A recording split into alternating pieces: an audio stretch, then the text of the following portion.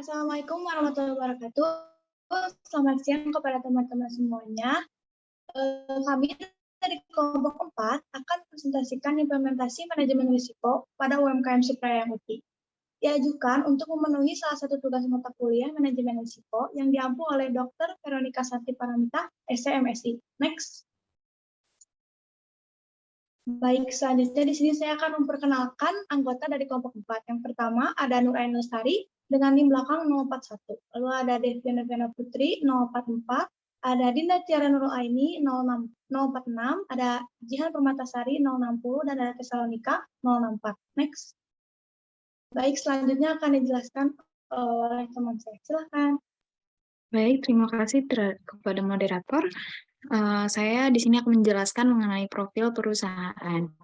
UMKM ini adalah sebuah usaha yang memproduksi spray dan bed cover dengan merek dagang yang UTI. UMKM ini dijalankan oleh Ibu Rukmini yang berlokasi di Jalan Babakan, Gang Sudarma, nomor 19 RT 1 RW 2 Kelurahan Cimahi, Kecamatan Cimahi Tengah, Kota Cimahi 40525. Sejarahnya itu adalah berawal saat Eyang akan membeli spray di Pasar Baru Bandung. Eyang merasa kualitas karetnya itu kurang baik atau kurang bagus. Berkat pengalaman ini, beliau berpikir untuk membuat spray sendiri dengan kualitas yang jauh lebih baik. Eyang pun mencoba untuk membuat spray sendiri dan memberikannya kepada ibu-ibu di suatu organisasi. Dan ternyata ibu-ibu tersebut menyukai spray buatan Eyang dan banyak yang memesannya. Sehingga akhirnya Eyang pun memutuskan untuk mendirikan UMKM ini. Dan kelebihan dari spray Eyang Uti yaitu ada bordirannya dan juga karet spraynya yang tinggi sehingga sesuai dengan ukuran kasurnya. Jadi proses pemasaran Eyang adalah dari mulut ke mulut.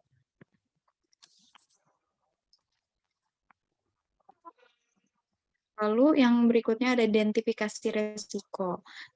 Dalam mengidentifikasi resiko, metode yang digunakan oleh UMKM ini yaitu wawancara atau survei langsung dengan pendiri usaha yang merupakan pihak yang mengetahui proses operasional perusahaan dan risiko-risiko yang dihadapi perusahaan karena pendiri turun tangan langsung dalam mengelola perusahaannya.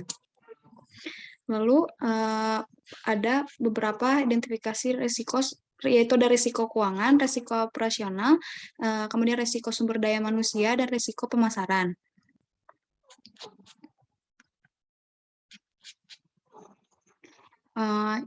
Yang pertama yaitu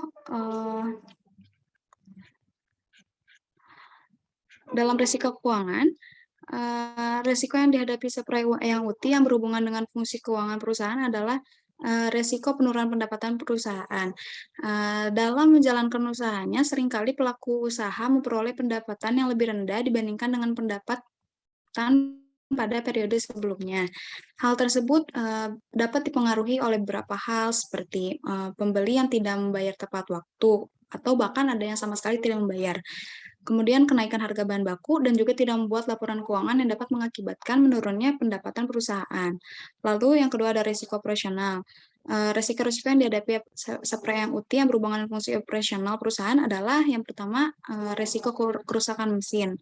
Dalam proses pembuatan produk, 80% prosesnya menggunakan bantuan mesin, sehingga bila terjadi kerusakan pada mesin akan sangat menghambat proses produksi perusahaan yang mengakibatkan pada target produksinya tidak tercapai. Kemudian yang kedua ada risiko pemadaman listrik. Karena dalam proses pembuatan produknya menggunakan mesin, otomatis perusahaan membutuhkan tenaga listrik dalam menjalankan kegiatan operasionalnya, baik itu untuk menjalankan mesin maupun dalam hal penerangan saat proses produksi. Bila listrik tiba-tiba saja mati, akan sangat menghambat proses produksi, bahkan dapat menghentikan proses produksinya. Lalu yang ketiga ada risiko produk rusak atau cacat. Dalam proses produksi, tentu saja perusahaan dapat berhadapan dengan risiko kegagalan produk, baik itu produknya rusak total ataupun terdapat cacat. Seperti pada spray yang dalam proses produksinya harus menggunakan mesin, dan mesin sendiri juga memerlukan istirahat yang rutin. Jika perusahaan memaksakan mesin untuk terus beroperasi karena sedang mendapat banyak permintaan dari pasar. Selain dapat menimbulkan risiko kerusakan pada mesin, terdapat risiko lainnya yaitu risiko produk yang dihasilkan dalam keadaan rusak ataupun cacat. Lalu yang berikut ada risiko salah potong bahan. Kesalahan pada pemotongan ini kadang juga terjadi, namun masih tetap bisa diatasi dengan tetap menggunakan bahan tersebut. Namun menjadi berganti ukurannya ke yang lebih kecil, yang seharusnya dibuat untuk spray menjadi dialihkan ke bantal guling. Lalu ada salah membeli bahan baku karena Eyang mempercayakan bahan baku ini pada penjual dan hanya melakukan pembelian lewat bantuan handphone. Jadi Eyang tidak bisa melihat secara langsung. Hal ini menjadikan bahan baku yang datang terkadang berbeda dengan merek yang biasa dipesan ketika bahan dipakai dan dibuat spray. Kesalahan bahan baku ini mengakibatkan kain luntur ketika dicuci. Dan yang terakhir ada produksi gagal. Kemudian yang berikutnya ada resiko sumber daya manusia. Resiko yang dihadapi spray Oyong Uti yang berhubungan dengan fungsi sumber daya manusia yaitu resiko kekurangan tenaga kerja. Karena UMKM ini membutuhkan tenaga kerja atau penjahit yang sudah handal, jadi sedikit sulit ketika mencari pengganti tenaga kerja yang berhenti, sehingga terkadang ketika permintaan banyak menjadi sebuah permasalahan. Karena tenaga kerja lain harus mengejar target produksi sehingga mengakibatkan produksi mengalami keterlambatan. Dan yang terakhir ada resiko pemasaran. Di resiko pemasaran ini adanya kurangnya memperluas pemasaran produk.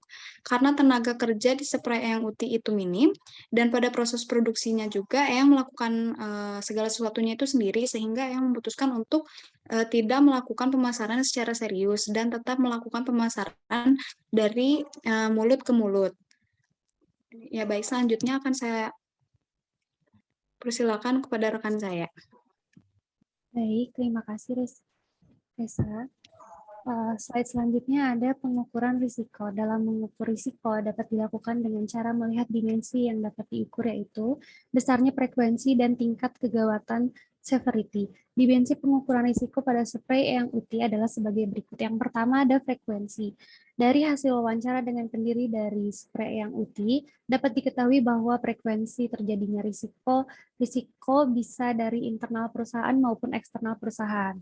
Berikut frekuensi untuk setiap resikonya, kurang lebih seperti berikut ini. Yang pertama, ada risiko penurunan pendapatan perusahaan. Sangat mempengaruhi kas masuk yang disebabkan penurunan penjualan selama 1 tahun ini, jarang terjadinya penurunan yang signifikan. Yang kedua, ada risiko kerusakan mesin, sangat merugikan usaha ini, karena tidak bisa memproduksi produk. Lalu yang ketiga, ada risiko pemadaman listrik. Mati lampu tentunya merugikan usaha ini. Memang proses pemotongan bahan masih bisa dikerjakan karena tidak harus menggunakan listrik atau alat. Tetapi tetap saja setelah dipotong harus dijahit. Nah, bagaimana bisa menjahit jika menyalakan mesinnya saja tidak bisa dikarenakan mati lampu. Lalu yang keempat ada risiko produk rusak atau cacat. Dalam periode waktu 1 tahun, risiko ini cukup sering terjadi karena banyak faktor yang dapat membuat sebuah produk menjadi produk rusak atau cacat, walaupun tidak diketahui secara detail berapa kali risiko ini terjadi atau beberapa banyak produk rusak atau cacat yang dihasilkan selama 1 tahun. Akan tetapi, diketahui dalam kurun waktu 1 tahun, frekuensi terjadinya risiko ini cukup besar. Yang kelima, ada kerusakan produk atau produk gagal. Faktor ini cukup mempengaruhi terhadap keuangan karena akan menyebabkan kerugian dan juga tidak baik untuk kepuasan pembeli pelanggan, tetapi dalam UKM ini jarang terjadi. Lalu yang keenam ada bahan kain luntur. Terkadang jika Ibu Rukmini tidak membeli bahan kain di langganannya, maka bahan akan jelek. Memang saat dibeli kondisi bahan bagus dan saat proses produksi pun lancar, tetapi saat sudah di tangan pelanggan atau saat dicuci, pelanggan bahannya luntur, sehingga berisiko terhadap usaha ini. Pelanggan jadi tidak percaya lagi membeli produk dan merasa kecewa karena tidak sesuai dengan ekspektasi mereka. Lalu yang ketujuh ada pembeli tidak tepat waktu ketika melakukan pembayaran. Hal ini sangat merugikan karena perputaran kas menjadi terhambat dan biaya modal untuk membeli bahan juga menjadi tidak ada. Lalu yang kedelapan ada tidak membuat laporan keuangan. Ibu Rukmini tidak melakukan pencatatan keuangan seperti pengeluaran dan pemasukan, sehingga tidak tahu apakah untung atau rugi sehingga merugikan bagi penjual. Tetapi beliau punya prinsip asalkan ada modal untuk membeli bahan lagi, maka aman-aman saja.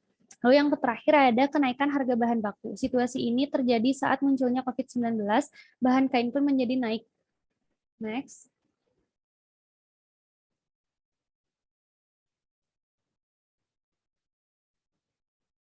Lalu yang kedua ada tingkat kegawatan. Tingkat yang timbul pada UMKM spray yang UTI yang berpengaruh terhadap kondisi perusahaan terutama jika dikaitkan dengan kondisi finansial adalah kerugian dalam hal penurunan pendapatan, peningkatan pengeluaran, penurunan tingkat laba, dan penundaan investasi untuk perusahaan.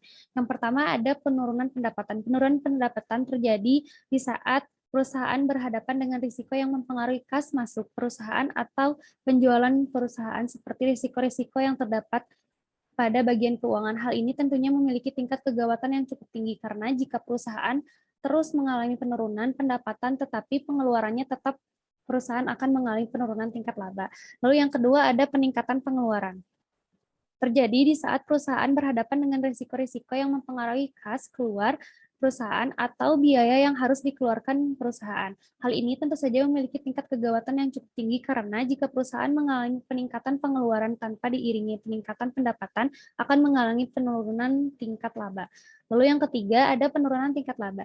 Penurunan ini berhubungan dengan penurunan pendapatan perusahaan. Jika pendapatannya menurun, maka tingkat laba juga akan menurun. Untuk melihat apakah perusahaan mengalami penurunan tingkat laba atau tidak dapat dilihat dari laporan keuangan, yaitu laporan laba rugi perusahaan. Hal ini tentu saja memiliki tingkat kegawatan yang tinggi karena jika perusahaan terus mengalami penurunan, tingkat perusahaan dapat mengalami kebangkrutan. Selanjutnya akan dijelaskan oleh rekan saya.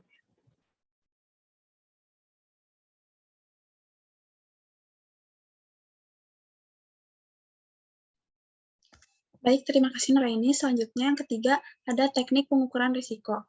Teknik distribusi probabilitas. Untuk dapat menginterpretasikan angka dari probabilitas yang dihasilkan dapat dilihat dari kategori probabilitas seperti di bawah ini. Untuk probabilitas paling kecil kemungkinan terjadi atau very rare itu di 0 sampai 0,2. Sedangkan untuk yang hampir pasti itu sampai hampir pasti itu bisa dari 0,9 sampai 20 atau almost certain. Next. Baik, selanjutnya di sini bisa dilihat ada jenis risiko, probabilitas, dan dampak atau pengukuran risiko. Sebagai contoh, di sini ada risiko SDM, kekurangan karyawan atau almost certain, probabilitasnya adalah 0,9, sedangkan untuk dampaknya itu adalah 1. Untuk ke bawahnya mungkin bisa dilihat oleh rekan-rekan. Next. Baik, selanjutnya untuk pengukuran frekuensi kerugian, di sini ada 3, ada almost nil, hampir nihil atau tidak ada, lalu ada moderate, sedikit ada, definite, pasti ada. Di sini yang termasuk ke dalam almost nil, yaitu kenaikan harga bahan baku, salah membeli bahan, produksi gagal, bahan atau kain luntur. Untuk yang masuk ke dalam moderate, di sini adalah salah memotong bahan. Dan untuk yang masuk ke dalam definite, ada kekurangan karyawan, mesin rusak, ada kekurangan karyawan dan mesin rusak. Lalu selanjutnya hasil dari probabilitas untuk setiap risiko yang dihadapi oleh Redavi Farm adalah sebagai berikut. Yang pertama, risiko kekurangan karyawan memiliki probabilitas 0,9, yang artinya risiko ini sangat mungkin terjadi. Lalu yang kedua, risiko pembeli tidak membayar tepat waktu memiliki probabilitas 4,5, yang artinya risiko ini memiliki kemungkinan yang jarang terjadi. Lalu yang ketiga, risiko kenaikan harga bahan baku memiliki probabilitas 0,4, yang artinya risiko ini memiliki kemungkinan yang jarang terjadi. Lalu yang keempat, risiko mesin rusak atau cacat memiliki probabilitas 20, yang artinya risiko ini mungkin saja terjadi. Lalu yang kelima, risiko salah membeli bahan memiliki risiko ini sangat mungkin terjadi. Lalu yang keenam, risiko produksi gagal memiliki probabilitas 4,5, yang artinya risiko ini mungkin terjadi. Yang ketujuh, risiko bahan kain luntur memiliki probabilitas 4,5, yang artinya risiko ini mungkin terjadi. Dan yang terakhir, kedelapan, risiko salah memotong bahan memiliki probabilitas 8,3, yang artinya risiko ini sangat mungkin terjadi. Next. Untuk selanjutnya akan dijelaskan oleh rekan saya, Jian. Baik, terima kasih Dinda. selanjutnya di sini ada pemetaan risiko. Yang pertama di sini ada kuadran 1. Kuadran 1 ini merupakan area dengan tingkat probabilitas sedang sampai tinggi dan tingkat dampak sedang sampai tinggi. Kuadran 1 terdiri dari risiko-risiko yang masuk ke dalam prioritas 1 atau prioritas utama. Di kuadran 1 ini terdapat salah memotong bahan atau tidak sesuai dengan ukuran pada pemotongannya. Yang kedua, pembeli tidak membayar tepat waktu atau bahkan tidak membayar sama sekali. Dan yang ketiga, produksi pada spray ini gagal. Selanjutnya, kuadran kedua ini merupakan area dengan tingkat probabilitas sedang sampai tinggi, namun tingkat pada dampaknya tinggi. Kuadran 2 ini terdiri dari risiko-risiko yang masuk ke dalam prioritas 2. Risiko-risiko dalam kuadran 2 cukup jarang terjadi. Dan di sini untuk kuadran 2 itu terdapat kenaikan harga bahan baku, dan yang kedua kekurangan karyawan, yang ketiga salah membeli bahan, dan yang keempat bahan kain itu luntur. Selanjutnya untuk kuadran 3 sendiri ini merupakan area dengan tingkat probabilitas tinggi namun tingkat dampaknya rendah. Kuadran ketiga ini terdiri dari risiko yang masuk ke dalam prioritas ketiga. Risiko-risiko dalam kuadran ketiga ini secara rutin terjadi, tapi tidak terlalu mengganggu pencapaian pada tujuan atau target perusahaan. Untuk kuadran ketiga di sini ada mesin rusak. Selanjutnya kuadran keempat pada UMKM ini tidak ada. Next slide.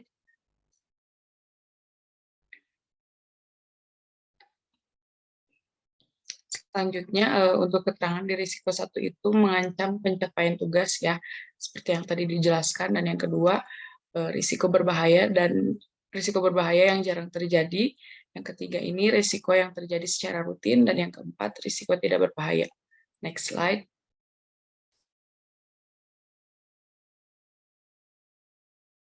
Untuk kuadran 1 yang termasuk ke dalam kuadran pertama, yaitu ada 3 tadi, salah memotong bahan atau tidak sesuai ukuran, atau pembeli tidak membayar tepat waktu, bahkan tidak membayar sama sekali, dan produksi gagal. Untuk kuadran kedua, yang termasuk ke dalam kuadran kedua ada 4, yaitu kenaikan harga bahan baku, kekurangan karyawan, salah membeli bahan, dan bahan kain luntur. Untuk kuadran ketiga, hanya ada 1 risiko yang termasuk ke dalam kuadran ketiga, yaitu mesin rusak. Selanjutnya akan dilanjut oleh rekan saya. Baik, terima kasih Jihan. Di sini saya Devi akan melanjutkan penjelasannya, yaitu terkait pengendalian risiko. Di sini pengendalian risiko yang pertama yang dibagi 2, yaitu ada risk avoidance dan ada risk prevention. Yang pertama risk avoidance, yaitu penghindaran risiko. Yang masuk ke risk avoidance itu yaitu pembeli tidak membayar tepat waktu atau bahkan tidak membayar sama sekali.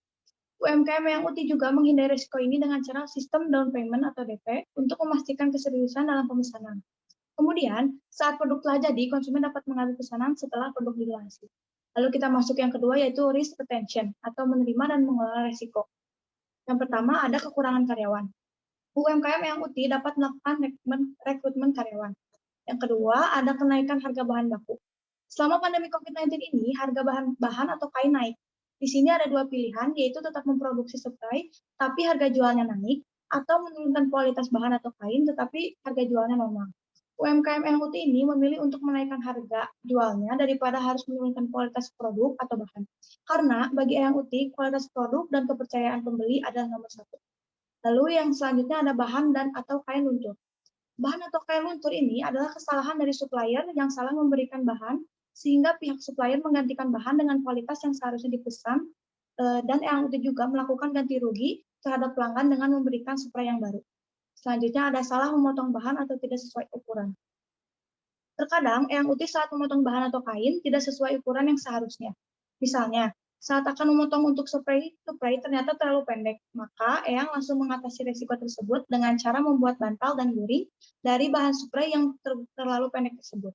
Kemudian Eyang Uti membeli bahan atau kain lagi untuk membuat spray. Selanjutnya ada produksi gagal. Ketika produksi mengalami kegagalan, maka perusahaan Eyang Uti menanggung biaya kerugian tersebut sendiri. Dan ketika hal itu terjadi, maka Eyang Uti harus melakukan kegiatan produksi ulang produk gagal tersebut. Dengan hal yang terjadi ini, Yang UTI akan lebih fokus dalam melakukan kegiatan controlling terhadap karyawan dan mengecek setiap step produksi agar tidak terjadi kesalahan yang sama lagi. Lalu ada salah membeli bahan. Risiko ini jarang terjadi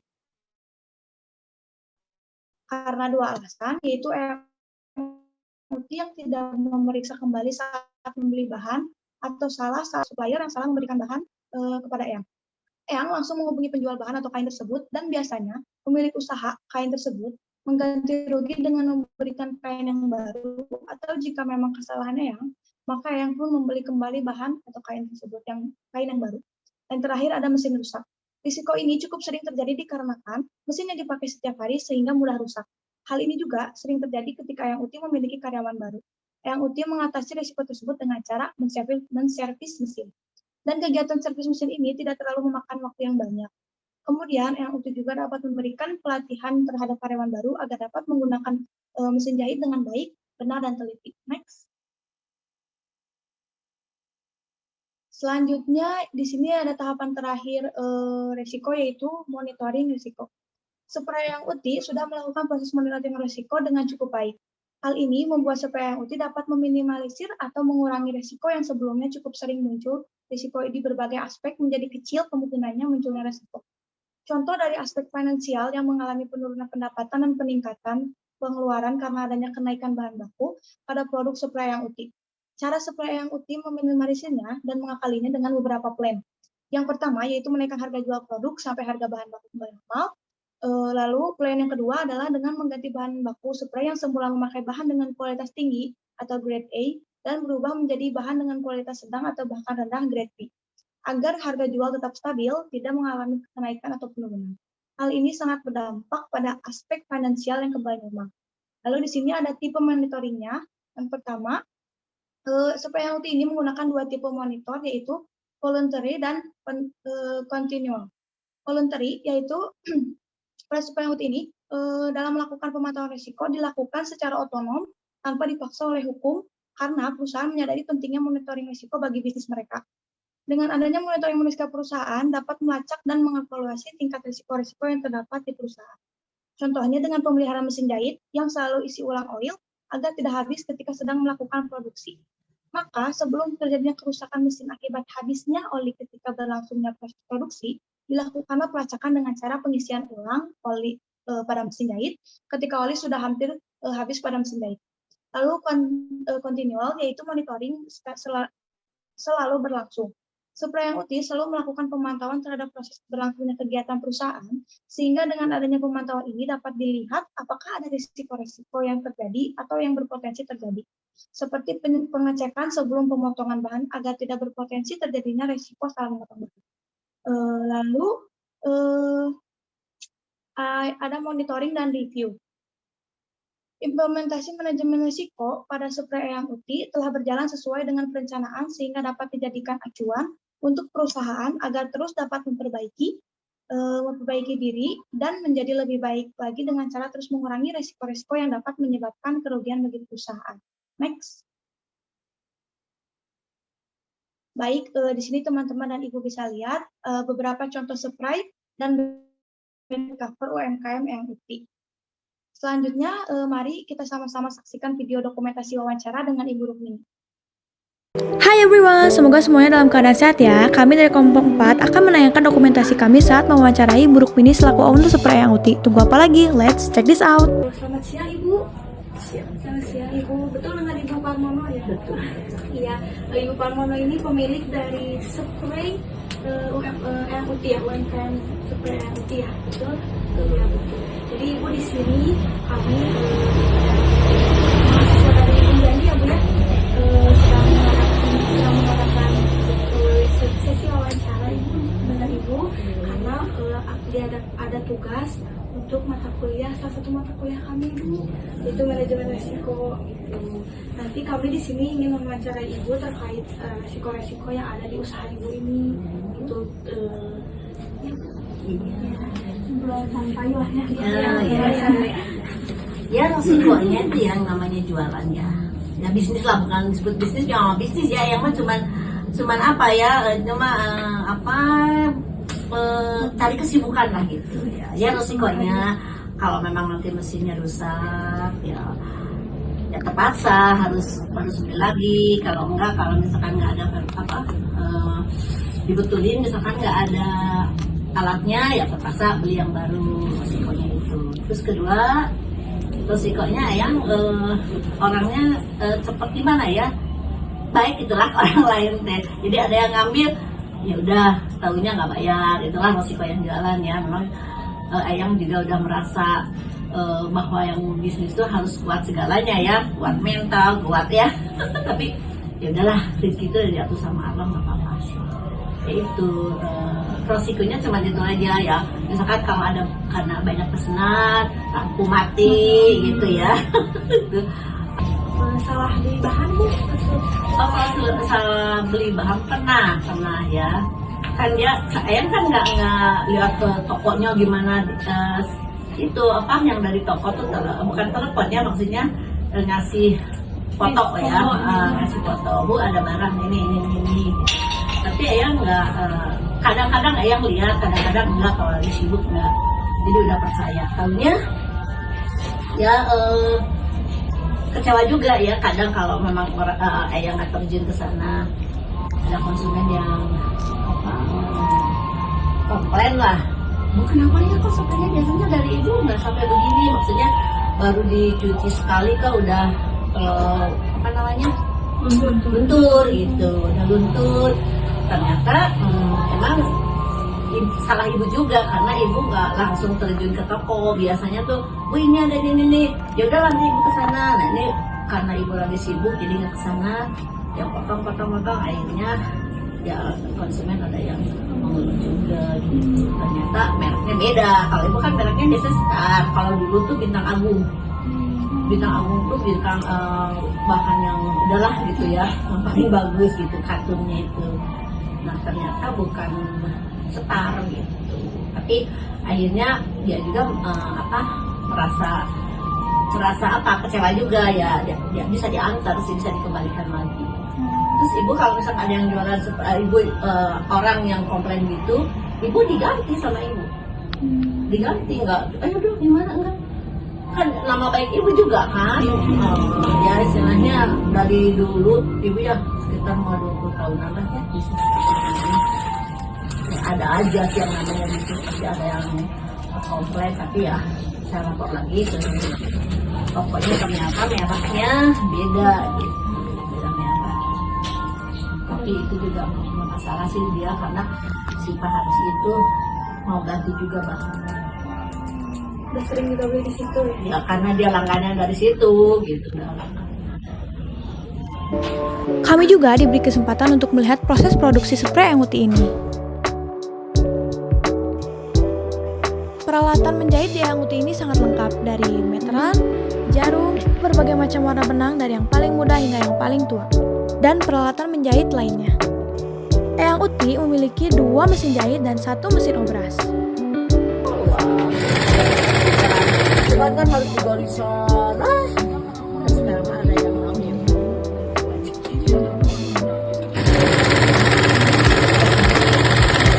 Jadi berapa sih keuntungan Ayang? Berapa sih modal Ayang? Jadi Ayang mah ada yang beli, apalagi kalau banyak itu, jadi udah kasihkan lagi sama orang yang bahannya. Kita punya bahan gitu prinsip Ayang tuh. Jadi Ayang tuh nggak di apa namanya ya? Dirinci.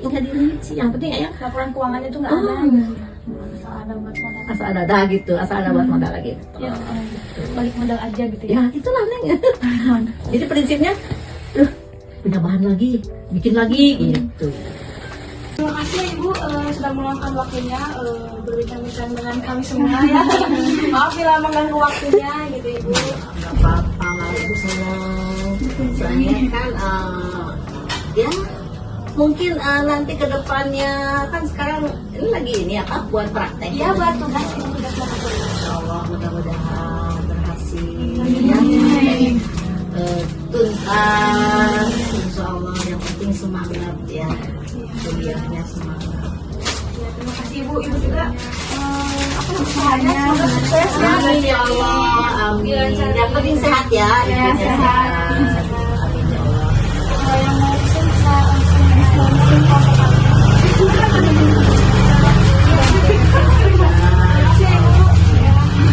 Sekian video dokumentasi wawancara antara kami dengan Ibu Rukmini selaku pemilik UMKM Suprayang Uti. Semoga bisa menginspirasi dan menambah pengetahuan teman-teman semuanya ya. Kami harap UMKM bisa terus maju. Baik, sekian presentasi dari kelompok kami, yaitu kelompok 4. Mohon maaf bila ada salah-salah kata. Terima kasih atas perhatiannya kepada teman-teman semuanya, dan yang terhormat kepada dosen pengampu, yaitu Ibu Santi. Terima kasih. Assalamualaikum warahmatullahi wabarakatuh.